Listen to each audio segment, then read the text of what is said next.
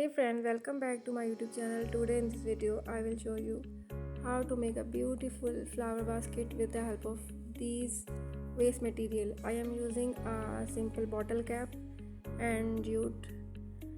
If you like the video, please like, share and subscribe my channel. Thanks for watching.